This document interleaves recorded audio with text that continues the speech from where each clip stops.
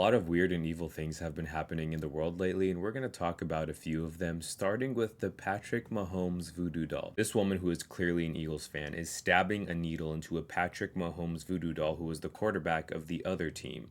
And whether this is a joke or not, I don't think it is, because this woman is sitting in seats that are worth thousands of dollars. And the way she's moving, it just doesn't look like a joke. Whether it is or not, this is evil to me, and this energy is very evil. The Super Bowl was in Louisiana, and there's a lot of voodoo and witchcraft that happen in this area. But in my personal opinion, actually, I know if you have the power of Jesus Christ, then this evil energy won't come close to you. But I am worried about the people that don't have the power of Jesus Christ.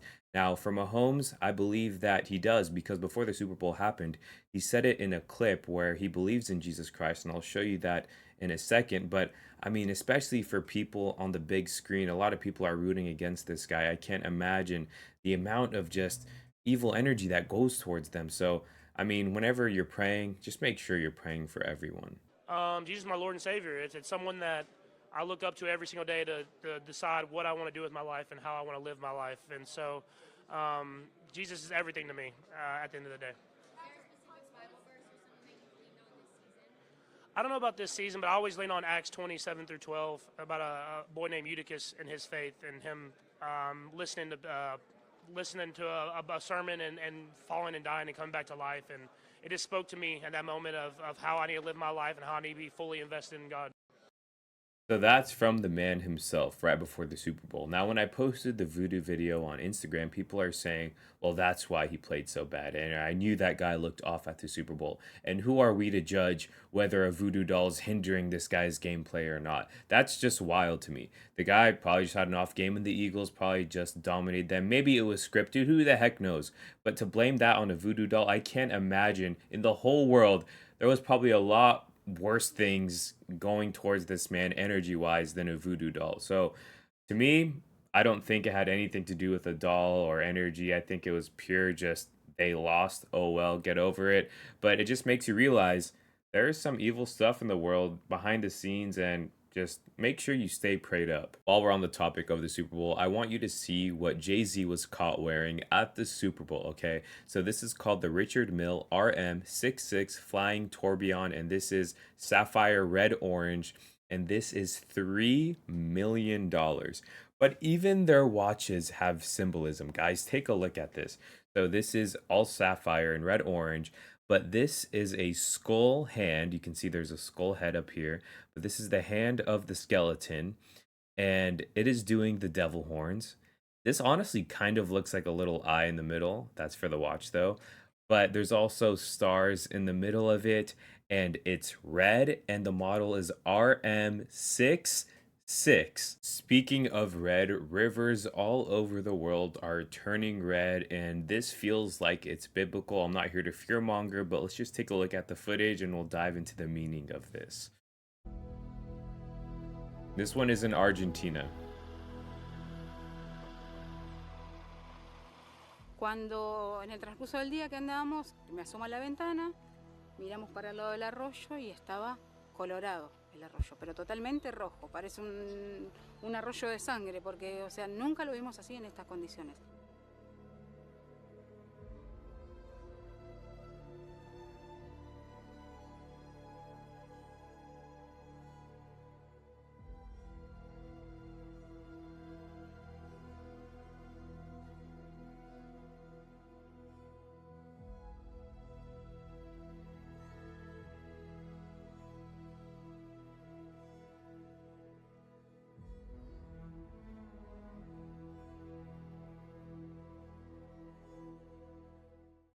And this is footage all the way in Peru. So it happened in both of these rivers, and we're going to see another one in a second. But for these, they don't know what the reasoning is. They said it could be some type of contamination. For the first one, they said it could have been mines that are close to the river. But for this one, we still don't have answers. This happened in early February of 2025, and it happens quite often in Peru. But next, we're going to go to Iran. So the one in Iran happens quite often because the name of the beach is called the Red Beach, and it's because of the soil. But you cannot tell me that this looks insane. This looks almost biblical, something you would see in the Bible when you're reading it. But this one, of course, is because of the soil. You can see that it looks really thick, almost like a clayish type of thing. But when it shows the footage onto the beach, it's jaw dropping. And I don't know why they're so close to the cliff also, but honestly, this looks really cool. But let's talk about the biblical reasoning. Do we see this anywhere in the Bible? So we all know the famous story of the Nile River turning into blood, but we actually see this again in the book of Revelations, specifically Revelation 16:4, where a third angel pours his bowl into the spring water and all of the rivers, and it turns into blood. And typically, this is a symbol of God's wrath. So if you don't live for Him and you live for the world, then you're going to get agony, you're going to get despair and guilt. So it is maybe a warning that we need to, change our ways and live for the Lord. Again, I'm not here to fearmonger. That's just what it says in the book of Revelations.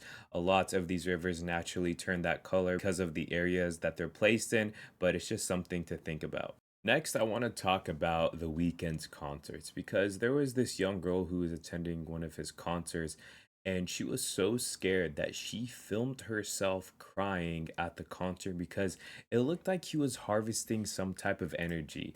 And I'm not exaggerating, because he was doing this. What is that? What is that? I don't know what this guy's doing. I'm going to show you the raw clip of her filming it, and you can hear the background noise and everything. But something about this man's concerts, and you guys seen me make videos on this before, but his dancers are something that always remain consistent. Look at the way they're dancing and the way they're dressed.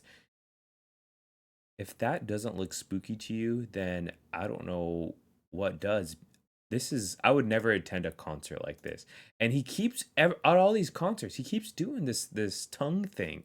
I don't know if he's trying to, anyway. But there's always a blood moon. There's always a blood moon at his concerts. And you can see his dancers doing this little dance. And they're kind of just either worshiping it, dancing around it, maybe doing a blood moon ritual. And that was in his last set. His new set with his new album, he has the same dancers. Like I said, they're always consistent, but now he's doing it on top of a church. Sometimes he has this robot thing. Maybe it's like an AI robot, but look, the dancer is always the same. They're always doing this crazy looking dance, and it just gives me creepy vibes. So back to his church set, he is now rocking this new robe in all of his music videos and at his concerts.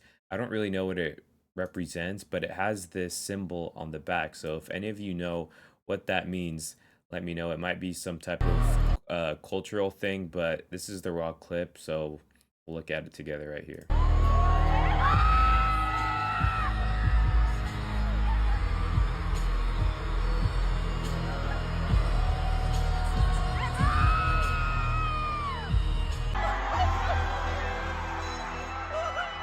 And that's why I will never see a Weeknd concert. Last but not least, footage of Wendy Williams is going viral because in 2022 she was put under guardianship and 2023 diagnosed with dementia.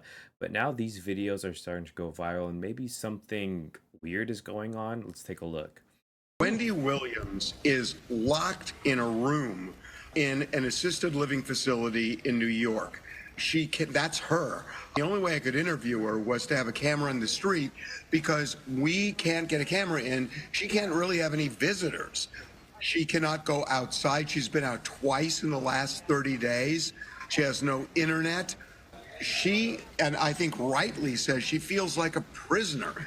Are you allowed to go out? No. In the last 30 days, I went out twice. She is in a guardianship. And I got to tell you, Lauren, if you saw the Lifetime documentary on her when she was deep into alcohol a couple of years ago, it made sense to have a guardianship. Wendy is sober now. She is fine. I have spoken with her for hours and hours, as have many others. And everybody comes up with the same conclusion. She's back to the old Wendy. Yet, she's not only in a guardianship, it's a guardianship that has essentially locked her up and thrown away the key. She has been diagnosed with something called frontotemporal dementia. That's what Bruce Willis has. That condition never gets better. It only gets worse. There is a similar diagnosis called alcohol-induced dementia. That can get better. Wendy is an alcoholic, and she was deep into alcohol. But the fact is, when you look at her 2 years ago, she's gotten better. There's no question. And was this a misdiagnosis? And if so, she's going to get a reevaluation. But for some reason, the Guardian said, we don't think the diagnosis is going to change. How can the Guardian say that? The Guardians only talk to her like once a month. And I got to tell you, I've talked to her for hours and hours and hours over the last month. And this woman is better. She needs a sober coach. I personally, I don't think she needs a guardian. This is a country where you're supposed to have freedom unless there's something really extreme, and she's not there anymore. One, if she was misdiagnosed for that long, that is scary. And that woman looks like she is under a lot of stress and something is up. The way she's just holding her hand over the window, talking on the phone with TMZ, trying to find help, trying to get out of there. That needs to be investigated more. I need to look into more in that situation because I don't really know what's going on there before I say anything. I want to know what's actually happening. So let me know if you guys know anything about that. But sorry this episode was so dark. Let me know what you guys think about the topics we talked about today, and we'll see you next time.